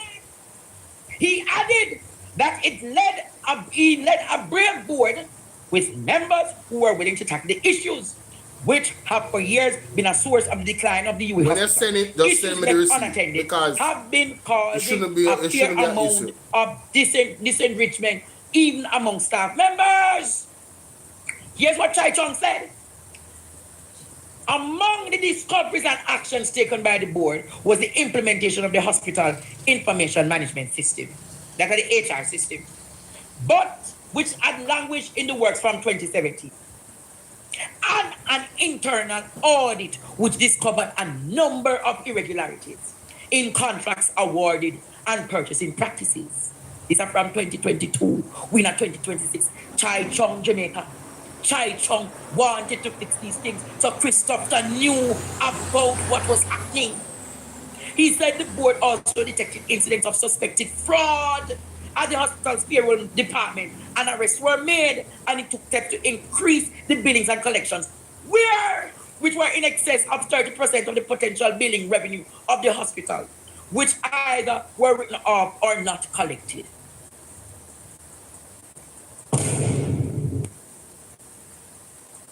So, ladies and gentlemen, without question, that destroys any narrative that Christopher Tufton wants to float around in telling us that he is not responsible. He is directly responsible. He knew the situation when Mr. Chaicham was there.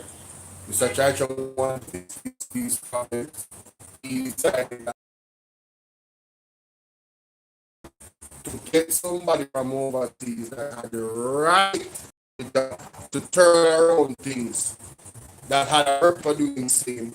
And he decided that he didn't want that person. He allowed one of the Manchester boys to continue in the capacity, not acting, but now being the head of the situation. So he can't blame nobody but himself. He's the one to be blamed. And now I want to turn to the article, ladies and gentlemen, from the editorial of the Gleaner, that I have to say, big shout out to the Gleaner, right? It says here, UHI procurement, recovery or funeral. What does that mean? The decisions of Christopher Tufton at that point meant either the recovery of patients at UWI or their funerals. Right? And the conditions that the doctors are working in or the students are working in when they should be going to school and not actually going to school. Lady G, what's up? Right? It's his fault. He is to be blamed. Let's go into the details of the story. It says here, over the last 30 years, scandals and controversies relating to governance. Turn on the light there for me. Scandals and controversies relating to governance and accountability have become normalized in Jamaica. That one right there. Over that period, the rate of economic growth has averaged, you never charge? Okay. Has averaged less than 1% per annum. So, you see the editorial is looking at the growth of the economy. Yes? Right? So the economy is affected by this as well. Why? Because taxes are being fleeced, ladies and gentlemen. Money that's supposed to come in the purse is being stolen from the UHWI. Right? So you see the connection and how it affects everything. The two phenomena are not unrelated. So in many respects, the quality of healthcare received by Jamaicans are as well. Jamaicans tend to think that healthcare in human terms, doctors, nurses, waiting rooms, hospital beds, and dreaded phrases, no supplies, right? But a big story behind shortages in healthcare sector is the issue of procurement. If the process fails, treatment fails, no matter how skilled or dedicated the medical staff. right? That is why Auditor General's recent performance audit on procurement at the University Hospital of West Indies should not be read as just another public sector controversy. It is bigger than that, ladies and gentlemen. Thank you so much. I can't look at it now. It should be treated as a serious national warning. The fiscal body is suffering internal bleeding, and the blood loss is being measured not only in dollars, but in delays, dysfunctions, and degraded trust. The audit points to deficiencies in planning, weak documentation, poor transparency. Arbin Hill, you went in Parliament the other day and told us that your government is transparent. You are a liar. Poor transparency in e-procurement and troubling practices such as procurement being conducted after goods and services were already delivered. There are also findings related to misuse of the UHWI tax exemption status, leading to losses to public purse, right? I mentioned that before, right? None of this is minor bureaucratic sin. None of this is a minor bureaucratic sin. It is a major bureaucratic sin, ladies and gentlemen. It's not a distraction us talking about this, as Christopher Tufton want you to believe. This is major. It is a systematic governance failure in one of the most sensitive sectors of the state, which puts lives at risk. The chain reaction. Systematic failures are not fixed with outrage alone.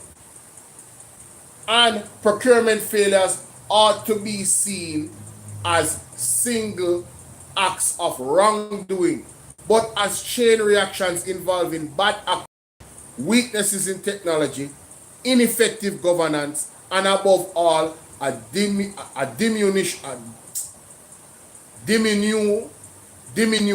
of trust. Right? It's really a diminishing the trust of the institution. Right? Procurement breakdowns always begin with decision making. Power expands beyond accountability. If contracts can proceed without complete files and proper approvals, the organization stops being a rule-based institution and becomes a personality-based one, depending on who is in the room and what they feel like doing. That is a recipe for waste and elite capture, which means people filling their pockets. Petal, how you doing? The board of the UHWI has a major role to play in rescuing the ugly situation, right? The first solution is not fancy. It is about discipline. No procurement should pass without a complete and verifiable paper trail. Every contract must have a full file requisition, bidding document, evaluation reports, approval contracts, and delivery evidence. Right? Where none of these is missing, payment should be frozen until the procurement is rectified and responsibility assigned. Procurement needs a chain of custody certification similar to what is required of the police in handling evidence. Ladies and gentlemen, if a police officer does not handle evidence properly, a criminal can get off. What we're seeing at the UHWI is the criminals are making sure that they get off by not having the proper documentation. That is what is happening on the UHWI. This is criminal. Right? Next is technology. Jamaica already has an answer. Here, the government of Jamaica electronic procurement system. But the audit suggests, no, listen, the government created a system, a digital system, where all of this must be logged in. But the audit suggests a serious gap between the UHWI procurement activity and the publishing of those activities on the government website. Right? The GOGEP, that gap is not harmless. It is opacity, it is an opacity machine. Transparency is not a public relations exercise. It is a vital control mechanism. So again, Auburn Hill, your government is not transparent. Because if they were, they would ensure that years and years of non-compliance to the use of the GOGJEP would not have happened under their watch. Somebody would have there saying, wait a minute, isn't the UHWI doing procurements? Where are the documentation on the website? We don't see. Where's the internal audits from the government to make sure that these things are being done? That's a managerial responsibility. Moving on. The board and the Ministry of Health and Wellness must ensure that the GOGEP becomes the procurement system, not the procurement option. So it all lies back to who? Christopher Tufton and Andrew Ones and the Minister of Finance, Favour Williams. All of them is to be blamed. If it is not happening, the procurement system is not being used. Because they are supposed to monitor and put the laws and things in place to make sure that it's mandatory. Right? Sanctions for your actions. That's what good governance is, innit? But we're seeing terrible governance from the Jamaica Labour Party. Moving on. A simple rule can change behavior overnight. If the procurement is not on the GOJEP where required, then it is invalid. That single discipline would reduce discretion, widen competition, and make it far harder to hide irregularities behind institutional smokes and mirrors. I'll be a smokes and mirrors, ladies and gentlemen. I'm pointing up fingers when the one finger supposed to point back on the main person, Christopher Tufton, Andrew Ones, and the government. A hospital may be a clinical institution, but it is also a public body that depends heavily on taxpayers' funding. When annual reports and audit financial statements are not produced for multiple years, oversight collapses because no one can see what is going on in a structured way. It is like trying to treat a patient without lab results. Madness, right?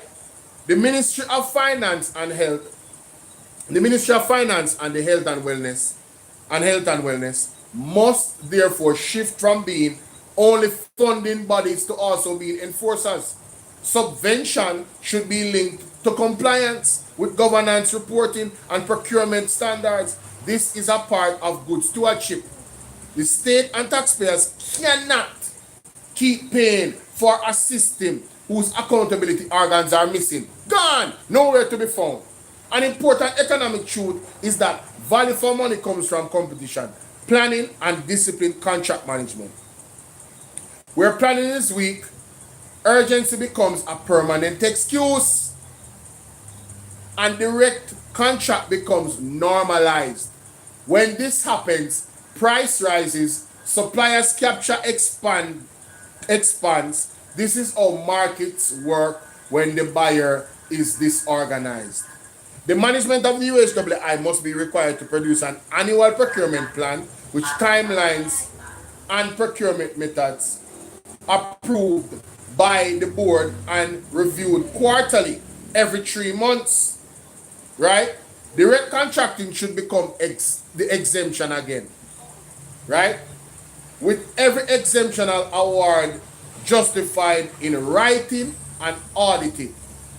If benchmarking is added for common equipment and works, procurement becomes a disciplined market, not a private arrangement. On a broader level though, it must be appreciated that procurement compliance and management does not happen in an absence of capability. As the Gleaner has posited in the past, the public sector needs more and better professional procurement officers, especially in the health sector. That means training, certification, systems that can survive changes in leadership, Jamaica must be a procurement institution with competence and high standards. When citizens see procurement irregularities in health, they suspect more than inefficiency. They lose trust. Often this is more expensive than any hospital contract. So when we, the citizens of Jamaica, lose trust in the UHWI, it's going to cost them. And I have lost trust. I don't know about you guys. Do you trust the UHWI at this point? Hey, in the end, the UHWI audit should be treated as a turning point. The procurement breakdown wastes time and resources, which may be the difference between patients, recovery, or funeral. Ladies and gentlemen, that is the crux of the matter. That is how serious this is.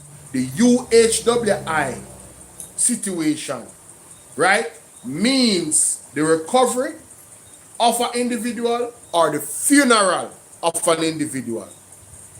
The problem has to be fixed because there's going to be more funeral than recovery. And blood is going to be on the hands of Christopher Tufton, while it probably is on his hands already. And Andrew Holness and the finance minister and the entire JLP and members of the board of the UHWI. Because we're going to go back to what Andre Stevenson put out there. Christopher Tufton was at the helm when they dissolved the board to fix these same problems. And the same problems persist. And the people that Christopher Tufton appointed is at the head. So Christopher Tufton is the one to be blamed, ladies and gentlemen. The blood of whoever died because of this situation is on his hands. Nobody else is to be blamed. The first blame lies squarely on his shoulder. Everybody else is substandard blame because he's the one that empowered them. He's the one that put them in their job. He's the one that refused the professional from overseas that flew from the UK. He's the one. And that is my argument. Let me know what you guys think in the comment section. God bless you. Last but certainly not least, ladies and gentlemen, let's go to this. I want to say big up to Craig Berry's Fund. Alright? Big up to Mr. Craig Berry's Fund. He came out in the Gleaner pretty much calling out the government. Breaking news, Police Commissioner appeals court ruling blocking SSP Cameron's removal as POA chairman. This man has no shame. Police Commissioner appealed the Supreme Court ruling that blocked his directive to remove Senior Superintendent Wayne Cameron. He's going to lose. This is the time of truth. He is going to lose. He's been exposed, ladies and gentlemen. How is he different from Andrew Holness? Hold on there. Farmer Gleaner, production workers protest over redundancy payments. Company addresses concern. So the Gleaner is putting out the Gleaner's protest. This is unprecedented. And we are out here. None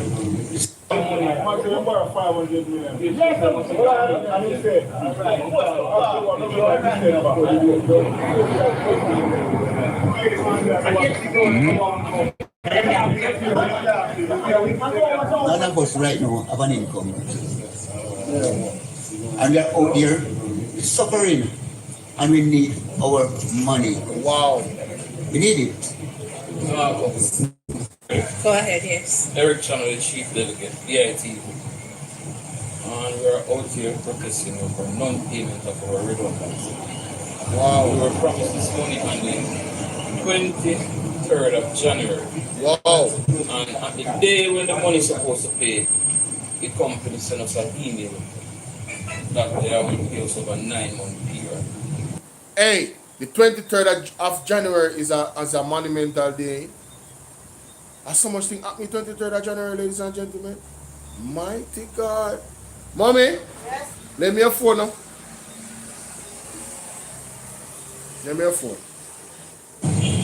This did not mention we have about 10 meetings coming up with the secretary, going down to the ministry. And this did not mention, no time at all. So we are not accepting that. We want our full payment. And this agreement is an agreement, the heads of agreement between the company and the BIT were signed and sealed that we're going to get the money and the benefit. And all we are saying that we need our full payment no later than today or the latest tomorrow morning. And how many members are affected? 45. Production department. Wow. So only you walk one and clean at this up. Mighty God. Gunmen opened fire at a football field in central Mexico, unaliving 11 and wounding 12. Mexico. Central Mexico. Oh, that's actually the country Mexico. Jamaica Fire Brigade reports an increase in emergency calls in 2025. 70-year-old woman dies after being hit by car in Ocho. What? What? When this going? Sunday? Oh my God. Wow. Wow. No, this is terrible.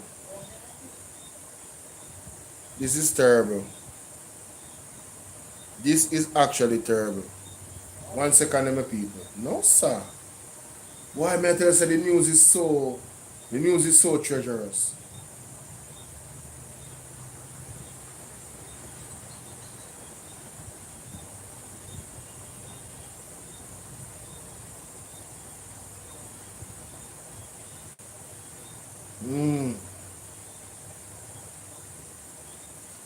I got to breathe.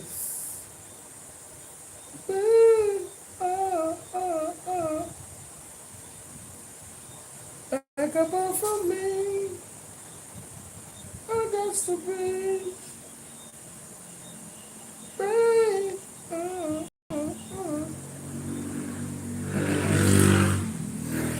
Un momento, por favor. Ladies and gentlemen, 1 second. There we go. All right, so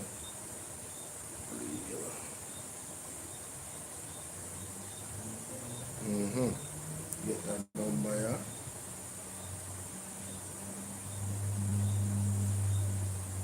All right.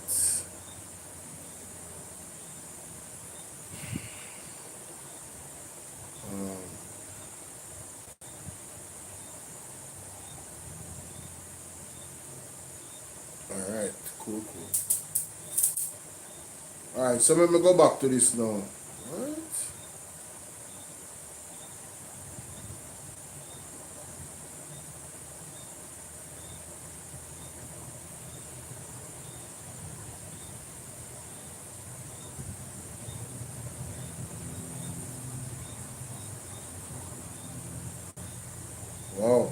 Wow, that's very strange.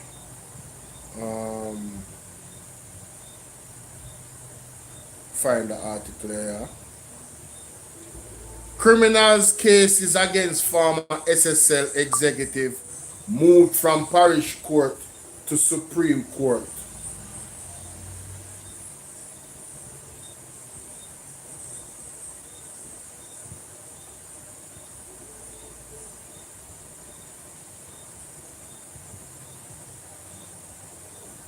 You hear that? SSL saga continues, the scandal continues. Slide Dunbar has died. What? Mighty God.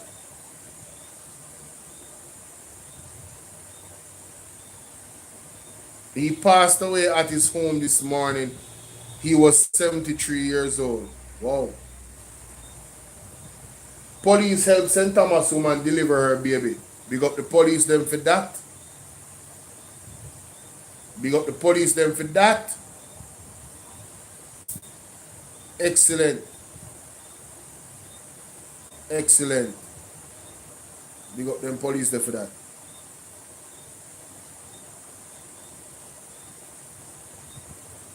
Also, this is the lady that died after the service. Wow. Wow. Two men charged for $2 million robbery at store in Angels, Spanish Town. Wow. More crime there, so. Tufton remedy now on their way to ease A&A bed crisis. Hear them or something here?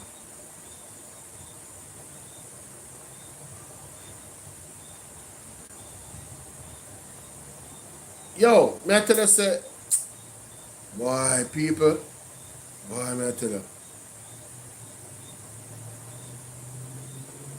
A ferry carrying more than 350 people sinks off the Philippines, unaliving 18 people. Wow.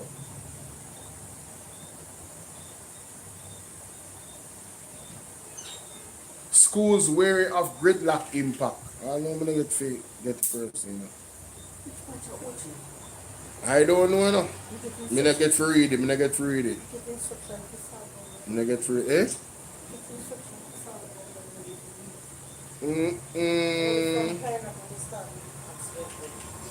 Yo, the thing terrible, brother.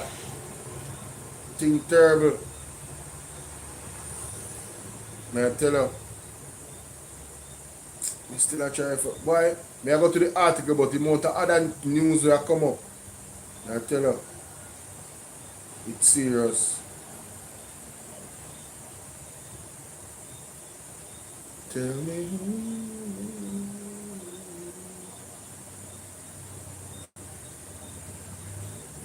Residual.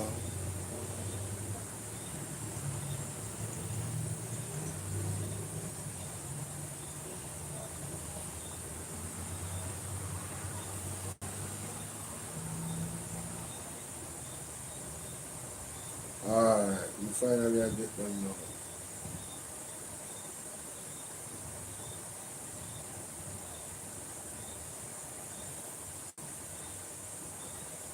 Hello?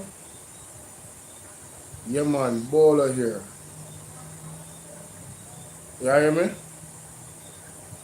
Yeah man, more one of them special there with the mix. The devil. Yes.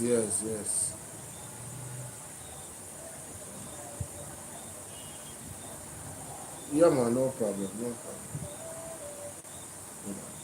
Alright guys, so this is the last article I want to highlight, which is very important.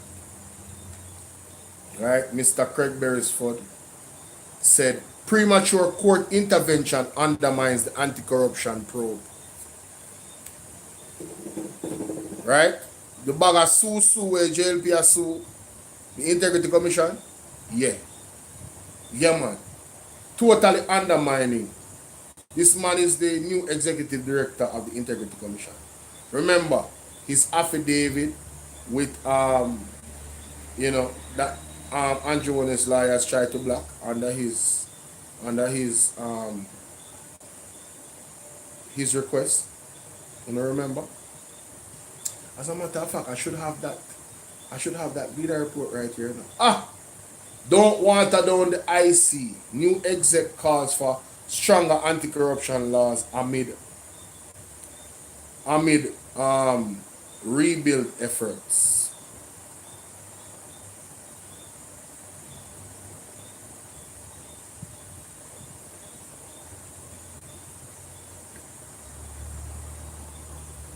I have it right a certain amount. I want to play it. But I don't know what I go on with the read aloud thing from what there. That more spooky from earlier this evening. Anytime I try to read aloud, I'm not getting anything from the computer. I don't know why. But anyway, he says with billions of dollars flowing into the country to carry out rehabilitation works post-Hurricane Melissa, Craig Beresford, the recently installed executive director of the Integrity Commission, said the legislative framework for the anti-corruption body should be strengthened, not weakened, to enable it to be more effective to carry out its oversight role.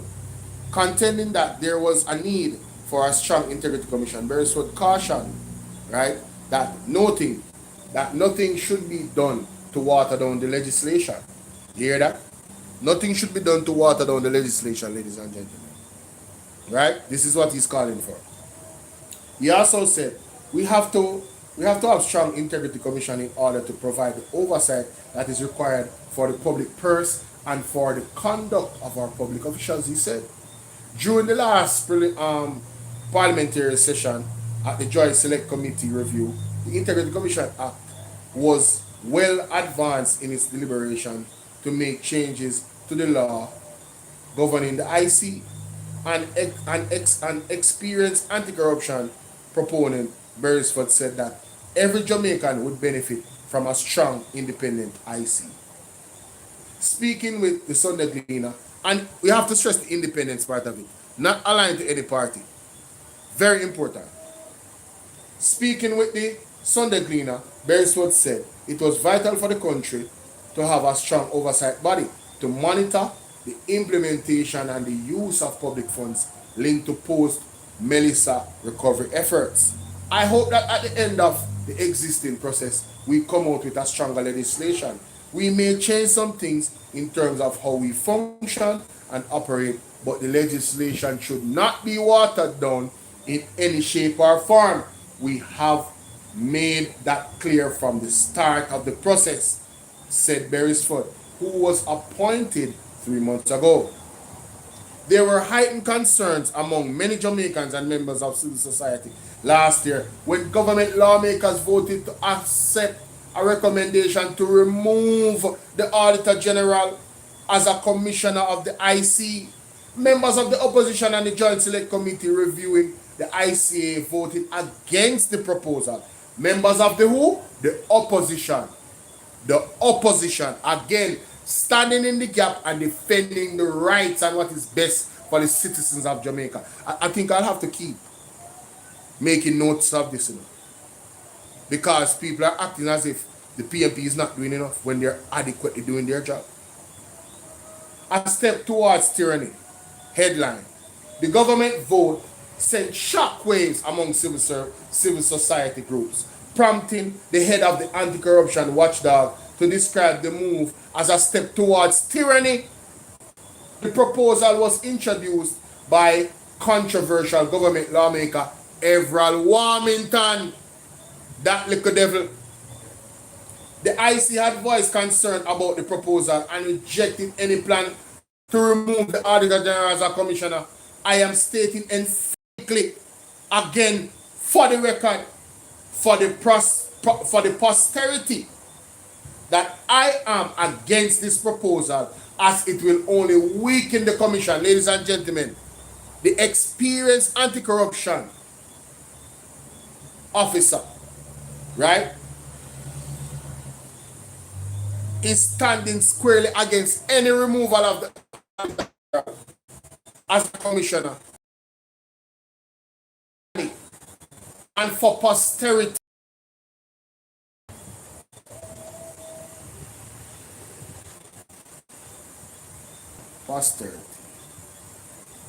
meaning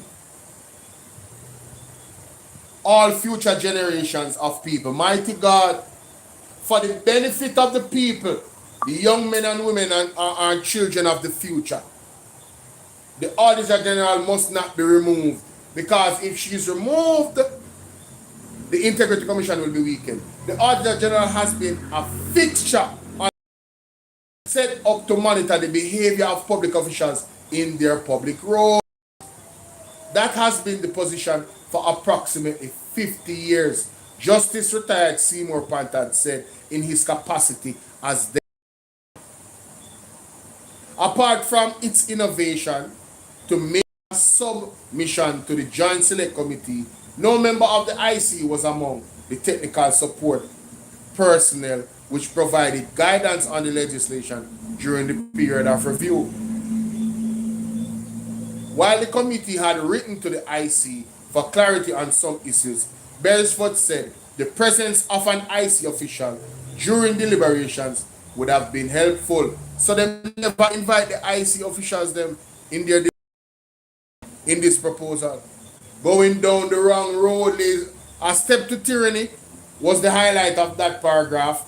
Going down the wrong road. Sometimes I watch the proceedings and I am there answering, not even realizing I am not there, because I am saying you are going down the wrong road. So Mr. Beresford is watching the proceedings about the Integrity Commission review and the Oversight Committee, and he's saying, no, you guys are going down the wrong road.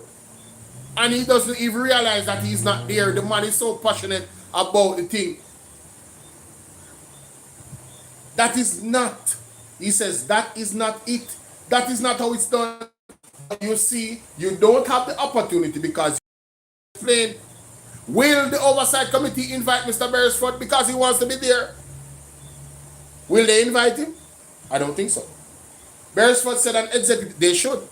Beresford said as executive director, he's hoping to work with Jamaicans and lawmakers towards a corruption-free society. The question is, ladies and gentlemen, does the Jamaica Labour Party want a corruption-free society?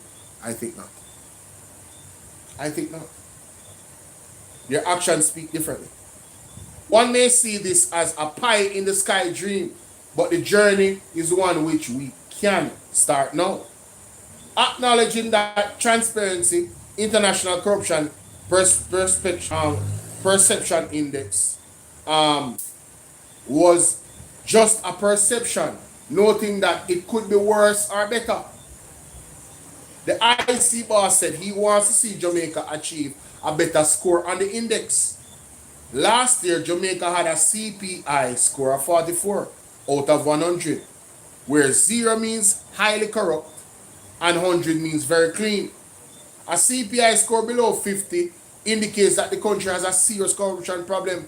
So when you hear us say that this government is corrupt, that the country is in serious corruption, it's not a buzzword. The CPI score tells us that Jamaica is massively corrupt. Beresford said he wants Jamaica to achieve a better CPI score as investors look at these benchmarks to make investment and other business decisions. The governance architecture worldwide recognizes it. So if a country is very corrupt, you may find that you have more sanctions or more things attached and associated with your country that will impede development. Among other things, he said, he cautioned that if Jamaica anti-corruption laws are weakened, that would send the country in the wrong direction. As far as the Corruption Perception Index is concerned, pointing to Section 5.4a of the ICA, which states that the commission is ultimately responsible and accountable to Parliament. Beresford said the IC wants the support of more lawmakers. We are working on behalf of the Parliament. So if the Parliament is fighting the commission, it's supposed to be accountable to it, we have a problem. The Jamaica Labour Party is fighting the Integrity Commission, ladies and gentlemen. Right? Acknowledging that there would be disagreements between the IC and lawmakers from time to time. The IC executive said that should not prevent Parliament from backing the anti-corruption body as it carries out its mandate. You can't say you want strong commission and at the end of the day, if we disagree, you seek to undermine the commission. End quote. End of the article. I want to say big up to Mr. Craig Beresford for putting this out there. Salute to him. What a darn shame. How can you say you want a strong commission, but when there's a disagreement, they want to undermine the commission, the IC? It should tell us, ladies and gentlemen, what the Jamaica Labour Party is about. We should pray, fast, go down on our knees and beg the Lord to remove them. And then do what it is in our power. Right? And I hear Mr. Will Lonesome talk about this all the time. And he's absolutely right. What is the role of you, the people? One of the roles is to have proper, educated discussions around the policies and things that are happening in Jamaica. That is one of the roles of the people. You in your community. You understand? Encourage civics. Learning civics. So they can understand the rudiments and the controls and structure of government. Right? Understand who is responsible for what. Right? It should be in schools, them say it is, but them say a lot of things. So ultimately, it's our personal responsibility, ladies and gentlemen, right, to teach our kids. Everybody needs to get actively involved in our politics, in our democracy, in maintaining our democracy, because the Jamaica Labour Party seeks to erode it. All of their actions geared towards eroding democracy. We cannot have a prosperous country when we're deep, we are waist deep in corruption. As a matter of fact, it passed with belly.